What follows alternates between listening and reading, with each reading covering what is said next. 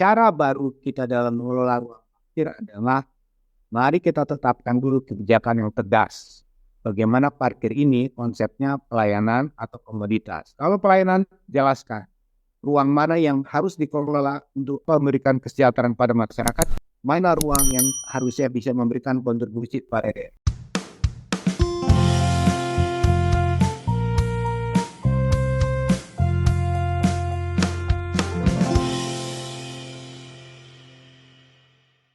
Salam perspektif baru untuk Anda pemirsa acara ini di media sosial YouTube dengan nama akun Perspektif Wimar TV. Saya Hayat Mansur sebagai host senang sekali kembali menjumpai Anda di program khusus ini untuk membahas berbagai topik dari sudut pandang yang jernih.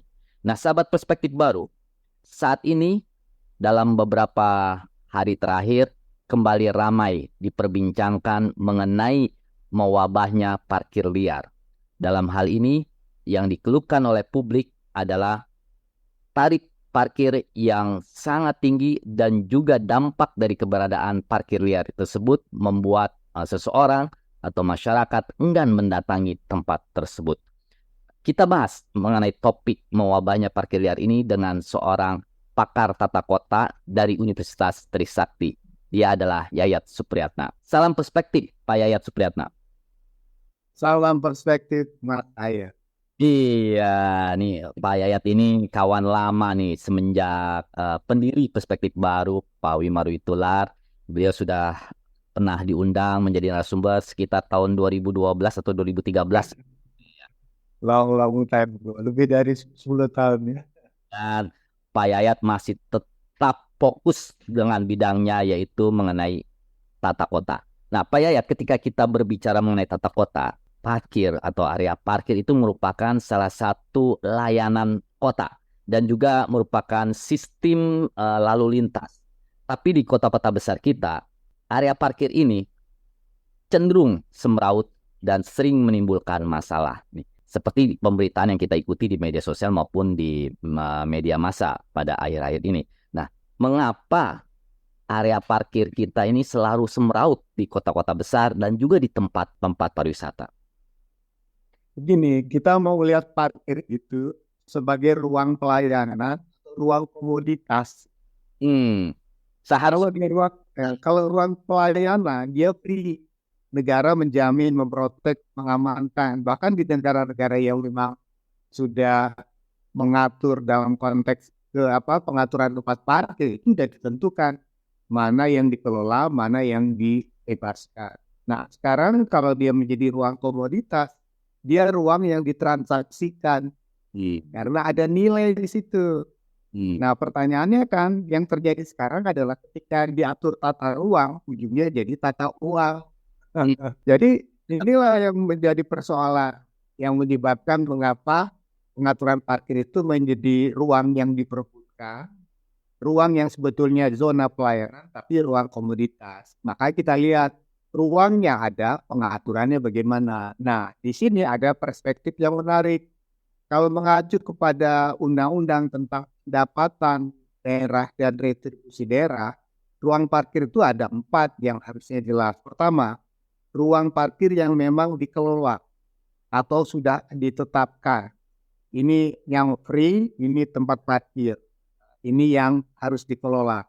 Kalau yang dikelola itu jelas, si pengelolanya harus bayar pajak parkir, bukan tarif parkir. Seperti contoh, saya punya hotel atau saya punya toko yang masuk keluar masuk kami parkir, saya harus bayar pajak parkirnya. Nah, itu satu perspektif yang mengatakan siapa yang mengelola parkir wajib bayar pajak parkir karena kontribusi kepada pendapatan daerah. Nah, ada juga parkir ya yang dikelola oleh lembaga, institusi, atau badan usaha yang dia kelola. Dia membebaskan bagi karyawan atau siapapun yang masuk atau siapapun pengaju. Itu free. Nah, itu berarti dia tidak dikenai pajak parkir. Dia free membebaskan. Ini yang terjadi yang ramai di minimarket. Minimarket itu, kalau minimarket seperti Alfamart, Indomaret menyatakan parkir bebas, artinya ruang saya tidak dikomersialkan, saya punya otoritas untuk mengatur itu. Sama dengan kalau kita ke masjid, rumah ibadah, lapangan, kantor, misalnya kita mau masuk perkantoran di tempat perspektif, tempat orang mau kantor perspektif aja. Saya masuk ke ruangan Bapak, parkir, bayar atau gratis. Karena ruangan saya itu dikelola, ada parkirnya, berarti itu zona parkir berbayar, dikelola oleh pengelolanya, pengelolanya bertanggung jawab, dan dia harus bayar pajak parkir sebagai kontribusi pendapatan daerah.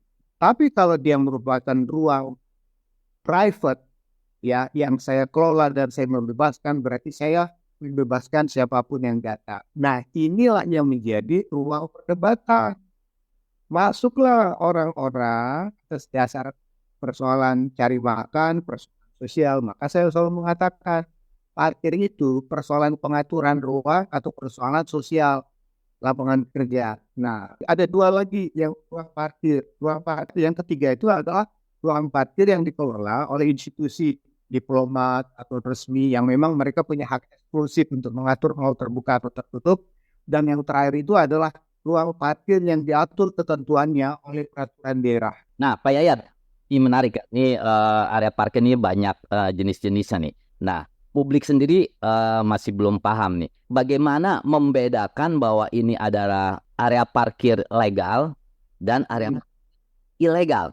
Karena ketika misalnya saya pribadi masuk ke suatu area, itu saya mengambil karcis, tapi di dalam ada tukang parkir lagi yang saya harus bayar. Nah, gitu kan. Nah, jadi bagaimana membedakan bahwa ini parkir legal, nah ini parkir ilegal? Sederhana aja kalau sekarang. Kalau kita masuk ruang parkir yang ada pengelola, ada portalnya, ada pintunya, ada pengaturannya, jam berapa masuknya, dan semua ya, itu parkir resmi. Kita bisa ditanya siapa pengelolanya. Jadi ketika ada retribusi atau pungutan di dalamnya, berarti pengelola juga bertanggung jawab terkait keselamatan keamanan bagi penggunanya.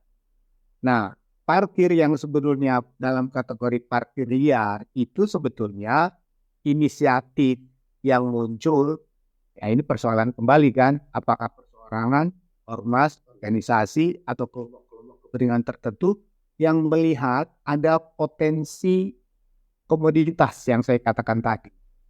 Nah, jadi pertanyaannya, mengapa ini menjadi persoalan? Kalau parkir formal itu ada aturannya, kita bisa tanya. Karena si pengelola pun akan kena aturan-aturan berapa kewajiban dan sebagainya.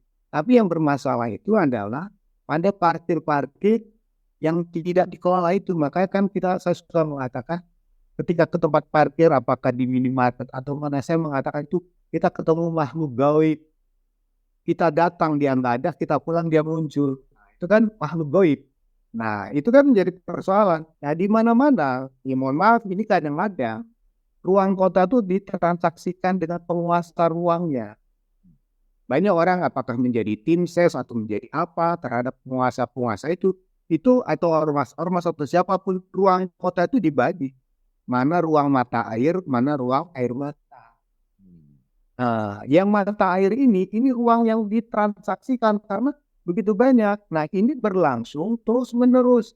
Dan kita selama ini melakukan sesuatu yang luar biasa.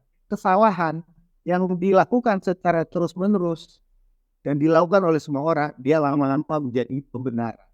Oke, menarik sekali. Sudah dijelaskan bahwa parkir liar ini semeraut sudah begitu lama.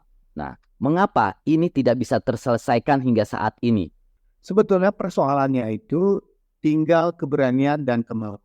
Sebetulnya gubernur sebelumnya pernah menginisiasi, misalnya contoh, parkir itu digaji menjadi karyawan. Tempatnya resmi diatur, berapa aturan parkirnya. Jadi ada pendapatan dan ada kontribusi untuk lapangan kerja. Tetapi sekali lagi saya mengatakan bahwa kenapa ini sulit dikendalikan. Karena di situ ada transaksi yang cepat dan cepat menghasilkan uang tanpa melakukan upaya apapun. Kadang-kadang sebetulnya itu bayar parkir atau upah menit motor atau mobil. Jadi pertanyaannya dia tidak melakukan apa-apa. Dia tidak berkontribusi. Tapi yang menjadi masalah adalah kadang-kadang menimbulkan dua perdebatan nih, sedekah atau sumbangan. Apa 2.000, 3.000 nggak bakal buat miskin. Jadi itu kadang-kadang di masyarakat ada confuse nih antara mau ngasih atau tidak. Jadi agak andilau antara dilema dan kegalauan. Nah, kedua yang menarik, kenapa tidak ada tindakan yang dilakukan? Mohon maaf, pernah nggak dipetakan transaksional? Ada laporan dari satu media mengatakan upah yang didapat dari kawasan itu bisa sampai 7-8 juta atau 10 juta. Pertanyaannya, berapa yang diterima tukar parkir? Mungkin cuma 2 atau 3 juta.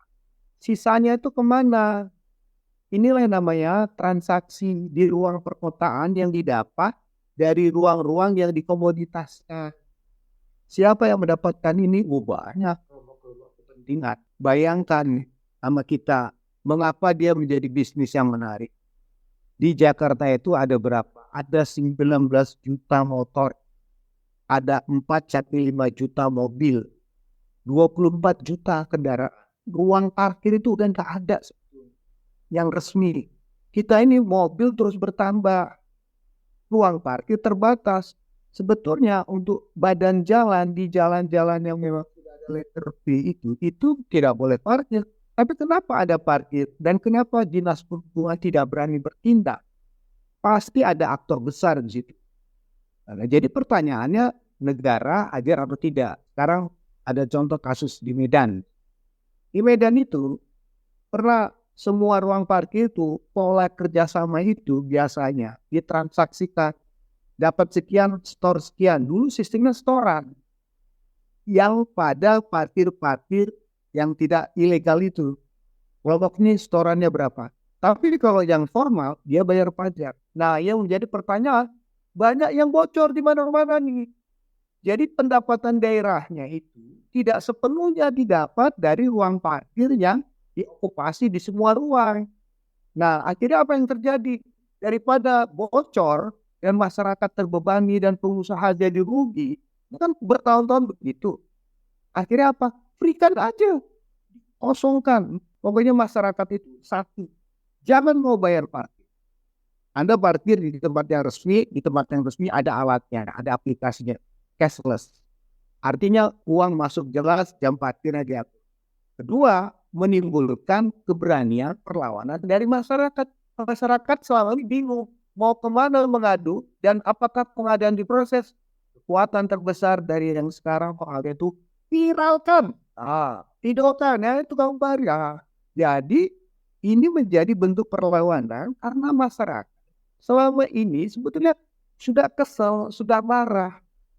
Karena persoalannya transaksinya nggak jelas. Ada 2.000, 5.000, 10.000, bahkan ada yang 150.000. Pak Yayat, menariknya lagi, apakah parkir ilegal atau parkir liar ini bisa kita pidanakan sebagai masyarakat, misalnya merasa ini dirugikan, dia mempidanakan. Nah, kalau mau mempidanakan kemana harus melakukan pelaporannya?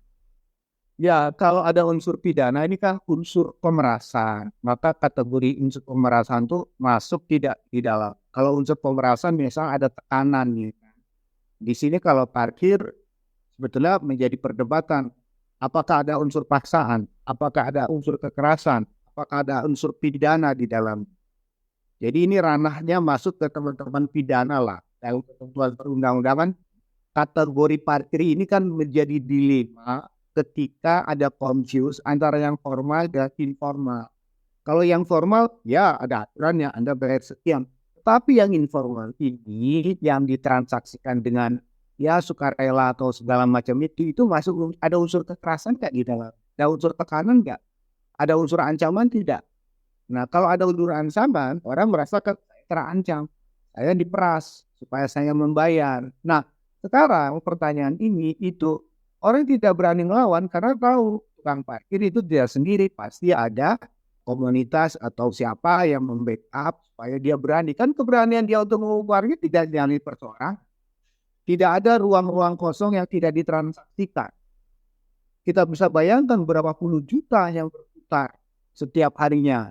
Jadi orang tahu ini adalah bisnis yang menarik tanpa izin, tanpa bayar pajak, tanpa ada apa-apa. Bayangkan ruang publik diokupasi atas nama kepentingan parkir. Tahu-tahu mereka itu menikmati tanpa kena pajak, tanpa PPh 21, tanpa ini betul-betul dan masyarakat itu diam. Nah pertanyaannya, kalau ini mau diselesaikan, tinggal keberanian saja oleh pemerintah kota yang menghadapi realitas itu. Ajak masyarakat berani untuk melawan dalam konteks melawan untuk menegakkan aturan dan semua institusi. Tapi juga ada cara bagus, maaf ya, supaya tidak kesannya anti pada itu. Misalnya contoh, misalnya minimarket. Minimarket bisa nggak dalam konteks CSR? Selama ini kan minimarket menyediakan juga ruang PKL di depannya. Bisa nggak mereka direkrut sebagai pelayanan? Pelayanan tidak bayar, tapi dia direkrut apakah harian, jaman, dan sebagainya. Jadi dia menjadi bagian apakah security dan sebagainya. Nah itu kan tidak begitu banyak. Tapi kalau menurut saya, kalau dia bisa direkrut atau diberdayakan, dan dia mendapatkan insentif, itu lebih bagus daripada dia menjadi liar. Dia menjadi keamanan di sana. Dan ini kan membuka ruang, ada rekrutmen yang bisa dilakukan. Nah, atau di tempat-tempat lain yang memang ada identitas dan simbol yang jelas. Sebetulnya masyarakat itu, saya mengambil contoh misalnya, merasa nyaman kalau di tempat, kalau orang masuk bank sekarang, security aja sudah begitu melayani. Nah, jadi maksud saya bagaimana pola-pola pelayanan di bisnis yang memang katakanlah di kantor atau di pasar atau dimanapun itu, kalau mereka direkrut secara resmi dan satu masyarakat tidak perlu bayar, pasti masyarakat senang karena ada yang juga. Pak Yayat tadi sudah jelaskan mengenai parkir di negara kita ini, di kota-kota besar, itu menjadi komoditas, bukan semata-mata layanan kota. Nah, bagaimana mengubah perspektif ini bahwa parkir itu suatu yang menjadi komoditas yang mendatangkan uang tanpa membayar pajak bisa menjadi suatu layanan kota? Pertama begini, kenapa fenomena parkir muncul? Tadi saya katakan, ada fenomena meningkatnya kendaraan pribadi karena layanan angkutan buruh. Kalau menurut saya, memberantas parkir atau mengurangi parkir liar, salah satu upaya terobosannya adalah memperbaiki layanan angkutan umum secara lebih baik.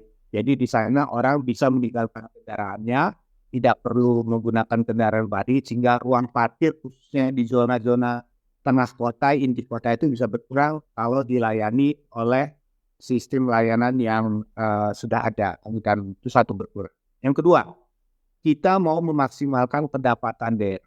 Nah, dulu ada skenario untuk mengurangi kemacetan itu adalah menaikkan tarif parkir yang mahal.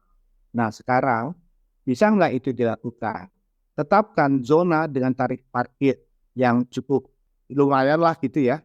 Sehingga orang agak galau, tidak memperhitungkan lah dia perlu bawa kendaraan atau bawa parkir. Dan itu juga perlu kita tegakkan supaya pendapatan jelas. Tetapkan titik-titik mana yang harus berbayar sehingga dapat berapa kontribusi. Baru sisanya bebaskan. Disitulah yang menarik. Ketika ruang dibebaskan, sehingga nanti fenomena ini akan menyadarkan, namanya ada kesadaran diskursi. Kesadaran diskursi itu adalah orang-orang yang memang tahu mana yang benar, mana yang salah, mana yang harus diperbaiki. Itu kita timbulkan di masyarakat dibandingkan kesadaran praktis yang menganggap ya sudah ada tukang parkir, kita kasih aja memang gitu. Karena bagaimana cara mengatasi parkir liar? Pertama satu, ada upaya bagaimana mengurangi kendaraan pribadi. Misalnya membawa motor atau mobil. Kalau motor mobil berkurang, itu otomatis parkir pun akan berkurang. Jadi bisa dikatakan bahwa dengan berkurangnya pengguna kendaraan pribadi, ruang parkir akan perbaiki layanan angkutan. Yang kedua, bisa ditetapkan tarif parkir yang tinggi pada zona-zona yang sudah ditetapkan. Jadi pemerintah dapat uang banyak di situ, pengelolanya juga bayar pajaknya, kemudian masyarakat pun merasa aman. Baru yang ketiga, tetapkan zona parkir free yang dibebaskan. Jadi dengan demikian itu bisa melahirkan kesadaran diskursif. Kesadaran diskursif itu artinya masyarakat itu tahu mana yang benar, mana yang salah, mana yang harus yang sebenarnya, mana yang harus ditolak. Apa yang menarik juga kan tadi di adanya ruang-ruang parkir itu. Nah, pertanyaannya mengapa di kota-kota besar kita itu ruang-ruang parkir atau lahan-lahan parkir itu tidak menjadi bagian dari tata kota. Artinya lahan parkir itu tidak bertambah. Sedangkan seperti Pak Yat bilang, setiap tahun mobil dan kendaraan bermotor itu bertambah. Pertama begini, kenapa orang tidak mau bisnis parkir? Rugi, murah. Membangun gedung parkir kalau tarifnya itu nggak menarik, dengan investasinya itu orang nggak tertarik. Kecuali kalau memang pemerintah mau seperti Jepang. Jepang tuh ratusan ribu orang parkir. Nah pertanyaannya, kalau supply demandnya itu dalam konteks tarif parkirnya tidak progresif, tidak mahal, aduh berat. Karena orang tidak mau berinvestasi. Kalau misalnya kita kurang, harusnya ada dong bisnis investasi dalam konteks pembangunan gedung-gedung parkir. Ini nggak ada, nggak tertarik. Nah itu kan menjadi pertanyaan, mengapa orang senang bisnis parkir include di dalam gedung yang sudah dibangun oleh pengelola. Dia tidak perlu keluar investasi, dia hanya mengelola saja. Ya kan, tinggal menipel. Kenapa orang senang memanfaatkan halaman yang sudah ada bisnis? Karena itu gampang, tinggal pasok, kelola, bayar. Kenapa orang ya di di tempat-tempat yang free itu di jalan kadang-kadang? Karena orang tahu orang butuh aman. Nah disinilah yang kadang-kadang kalau nggak ada yang parkir nanti takut dicuri, amankan kendaraan, buat kunci ganda. Mobilnya lebih diamankan. Yang dikhawatirkan kita itu adalah aspek pencurian kendaraan. Jadi kadang-kadang, kalau nggak ada yang nungguin dia. Tapi pertanyaannya, kalau mobilnya hilang atau motornya hilang, ada tukang parkir, bertanggung jawab nggak? Jadi biasanya kalau udah kasus seperti ini, dia mau jawab tapi tidak mau nanggung. Kalau melihat kondisi seperti saat ini, apakah pengelolaan parkir di kota-kota besar kita masih tetap akan semeraut hingga 2-5 tahun ke depan? Pertama begini, saya mengatakan harus ada aturan yang jelas tentang bagaimana pengaturan parkir. Dan ada zona dan ketentuan yang mengatur bagaimana konsep pelayanan yang dikembangkan. Itu sangat tergantung kepada visi pemimpin di daerahnya. Pengalaman saya, banyak pemimpin-pemimpin daerah tidak berani. Karena terus terang saja, kalau dia mengganggu bisnis ini, kepemimpinannya terganggu, akan banyak gangguan. Ini fenomena loh. Karena dia pasti akan mencari ruang untuk mendapatkan eksistensi, karena di situ ada capital. Ada orang yang mengelola ruang dengan keuntungan di dalamnya. Tapi kalau bisnis ini terganggu, biasanya, ya mohon maaf ya, perlawanan itu akan muncul dari kelompok-kelompok ini terkait stabilitas dalam konteks kepemimpinan kepala daerah. Kita sebenarnya tinggal cari aja kepala daerah mana yang berani menata parkirnya. Nah kalau model di Jakarta ini saya kira dia harus ada kuota lah, pembatasan. Setiap ruang parkir di zona ini berapa. Jadi daya tampungnya masih ada. Jadi dengan adanya pembatasan orang tahu apakah saya dapat tempat parkir tidak pada setiap ruang kota. Sebetulnya sudah ada yang bagus ini. Mal-mal kita sekian sudah terisi, sudah penuh. Itu yang bagus. Yang menjadi pertanyaan, banyak perkantoran, rumah sakit, semuanya mau membangun gedung tapi tidak mau taat dengan apa? Dengan pembuatan ruang parkir. Karena dia rugi. Itu makanya sama katakan bisnis ini mau pengunjung banyak tapi tidak mau bertanggung jawab dengan ini. Hal lain yang cukup berat adalah tarif formal dengan tarif informal itu mempengaruhi income. Kalau kita yang pegawai biasa, yang karyawan yang kategori kayak rombongan susah, dengan gaji yang terbatas ini, susah bayar tarif yang jam-jaman. Tarifnya flat, makanya muncullah parkir-parkir liar di rumah-rumah, di pinggir, di sekitar gedung-gedung besar, stasiun, tarifnya flat, 5.000 sehari misalnya untuk motor atau 2.000. Itu menolong bagi yang mereka pendapatan terbatas, ya kan, kerja seharian. Tapi bagi mereka yang punya kemampuan lebih, itu yang memang harusnya difasilitasi. Tapi sekali lagi saya mengatakan, cara baru kita dalam mengelola ruang parkir adalah mari kita tetapkan dulu kebijakan yang tegas.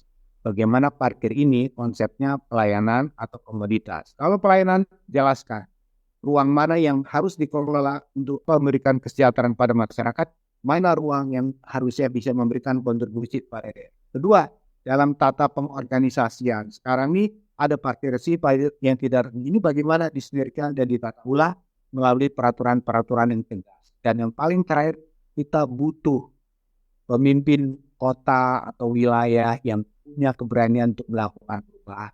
Karena selama ini masyarakat diam dan tidak tahu apa yang mereka harus lakukan. Bentuk perlawanan mereka adalah viralkan, karena dengan viral itu orang dipermalukan di depan umum. Oke. Itu menjadi Perspektifnya sebagai penutup saya cuma tinggal menegaskan kembali bahwa kita mencari pemimpin yang berani memberantas parkir liar dan kita sebagai masyarakat bisa membantunya dengan memviralkannya. Terima kasih, sampai jumpa di wawancara perspektif baru berikutnya.